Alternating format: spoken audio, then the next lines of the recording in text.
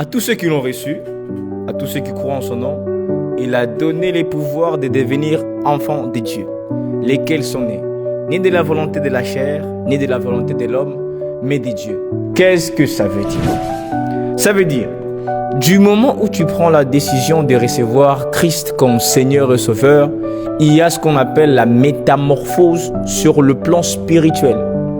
Il y a la transformation catégorique et totale. Mais ça, on ne s'en rend pas compte. On s'est dit, bon, on est sauvé, mais les choses sont restées les mêmes. Non, absolument pas. Les choses ont catégoriquement changé. Ça veut dire, tu n'as pas seulement subi une simple transformation. C'est toute ta nature qui a été changée. Voilà pourquoi la Bible est en train de nous appeler, nous qui avons déjà reçu Christ comme Seigneur et Sauveur, nous sommes des nouvelles créatures. Ça veut dire, notre ancienne version de nous-mêmes est dépassée. Voici, nous avons reçu quelque chose de nouveau. Alors, c'est très dangereux pour quelqu'un qui s'est dit déjà ayant reçu Christ, mais qui continue à avoir les mêmes mindsets, les mêmes façons de voir les choses et les mêmes façons d'agir comme quand il n'avait pas encore reçu. Non, il ne suffit pas seulement de les recevoir, mais il faudra vraiment que tu t'en rendes compte et que tu prennes conscience de cela. C'est très important. Écoute, la transformation, tu l'as déjà subie. La nouvelle nature, tu l'as déjà reçue. Mais est-ce que tu es conscient de cela? C'est ça la question. C'est comme par exemple aujourd'hui, tu peux devenir, on peut te nommer que tu es devenu peut-être ministre.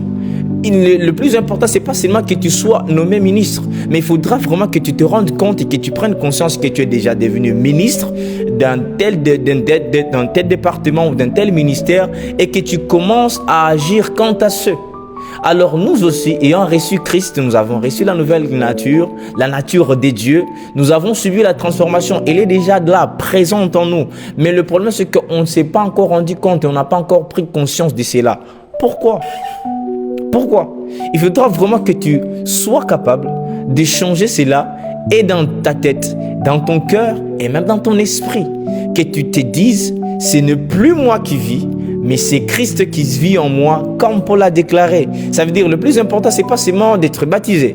Le plus important, c'est pas déjà de fréquenter l'église ou d'avoir déjà confessé. Mais le plus important est que tu te dises, à partir du moment où j'ai reçu Christ, j'ai reçu la nouvelle nature, je suis maintenant enfant de Dieu et dans ce nouveau statut, il y a les droits, les devoirs et aussi les obligations. Oui, quelques conditions qu'il faut respecter parce que la liberté que nous recevons en Christ ne crée pas en nous le libertinage pour que nous puissions nous permettre de tout faire et de tout accomplir. Absolument pas.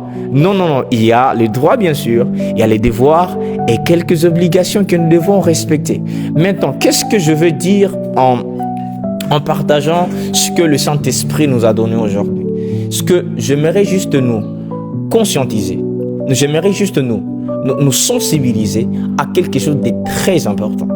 Écoutez, la nouvelle nature que nous avons reçue, commençons par les avantages. Déjà, nous portons la nature de Dieu. Déjà, nous avons eu le privilège d'être appelés enfants de Dieu. Pas seulement simples serviteurs, mais carrément enfants. N'est-ce pas génial? Je pense que c'est très génial.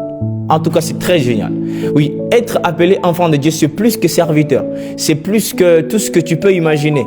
Tu comprends ça? Alors, il faudra vraiment que dans ta tête, que cela puisse changer. Maintenant, par rapport au devoir, écoutez, c'est pas que la grâce t'a sauvé. Maintenant, tu as le libertinage de faire tout ce que tu veux parce que tu t'es dit, tout est déjà accompli à la croix. Jésus a dit que tout est déjà accompli, c'est fini. Non! La grâce n'est pas synonyme de nous permettre de maintenant de commencer à marcher comme nous voulons ou commencer à faire du n'importe quoi. La grâce est une raison suffisante de nous dire, puisqu'il y a un amour qui a été exprimé pour nous, afin que dans les péchés où nous avons été, Jésus est venu pour nous ramasser de là et pour nous purifier, nous laver par son sang pour que nous puissions devenir enfants de Dieu. Nous devons maintenant nous mettre à disposition d'avoir un tel grand amour de Dieu pour qu'on se dise, je ne peux pas pécher parce que j'ai craint la rétribution ou la conséquence de mon péché, mais je ne peux pas pécher parce que je considère tellement l'amour qui m'a été exprimé que je me trouve dans l'impossibilité de le faire.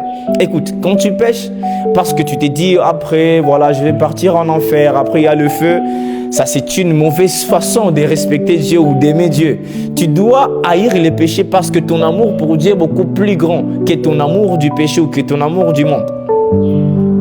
Tu dois détester le monde parce que la Bible déclare que les choses de l'esprit que nous avons reçu, l'esprit de Christ, sont en inimitié, sont en contradiction avec les choses du monde.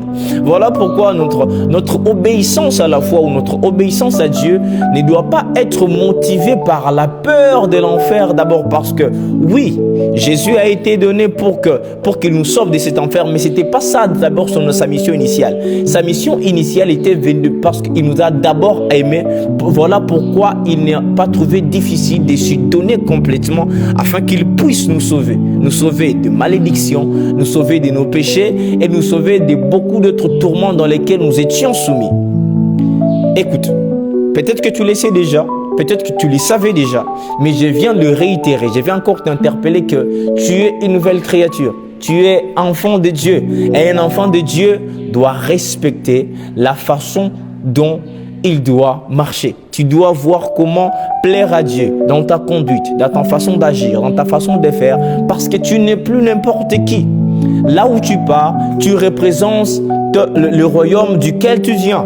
Tu représentes le royaume de Dieu. Tu n'as pas intérêt de te comporter n'importe comment. Tu as intérêt de vivre une vie qui plaît à Dieu.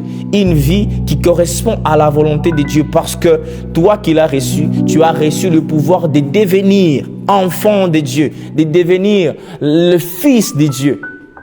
C'est trop génial. Je pense que Dieu nous a vraiment beaucoup aimés. Alors, c'est très important.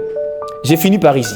Tout ce que je veux te dire est que mon frère, ma soeur, toi qui me suis maintenant, tu dois maintenant examiner ta façon de marcher. Tu dois examiner ta façon d'agir parce qu'il y a un royaume que tu représentes. Il y a un Dieu que tu représentes. Et il ne faudra pas que son nom soit insulté à cause de ton attitude, à cause de ton comportement, à cause de ta façon de vivre. C'est très important. Alors que Dieu te bénisse. Comme on le fait d'habitude, ferme tes yeux. Et je vais prier pour nous tous pendant quelques minutes. Seigneur Dieu Tout-Puissant de gloire, tu viens de nous dire que nous qui t'avons reçu, nous sommes devenus enfants de Dieu. Aide-nous, première des choses, Père, à prendre conscience de cela et à réévaluer l'importance et la valeur de cette nouvelle nature que nous avons reçue en toi et que nous puissions commencer à agir dans nos faits et gestes par rapport à cela. Aide-nous, Père éternel, à vivre une vie pieuse, qui te plaît, qui correspond à la nouvelle nature que nous avons reçue. Une vie qui fait ton plaisir. Une vie qui correspond à ta volonté, à ta nature dans le nom de Jésus. Je sais que nous sommes faibles, je sais que nous sommes encore sur la terre, mais la Bible déclare que nous pouvons tout que par toi qui peut nous fortifier. Alors donne-nous la force nécessaire. Aide-nous, Père éternel, à vivre une vie qui te plaît dans le nom de Jésus-Christ Nazareth. J'ai ainsi prié. Amen. Alors que Dieu te bénisse, rendez-vous au prochain numéro et je sais que le Seigneur nous fera encore énormément de bien. Si tu n'es pas encore abonné à cette chaîne, va t'abonner et je suis sûr que le message que le Seigneur nous inspire tous les jours dans ces podcasts, dans ces vidéos, ne cesseront de te bénir parce que nous sommes là pour ça et Dieu nous a mandatés pour cela. Alors, God bless you and see you soon. Peace.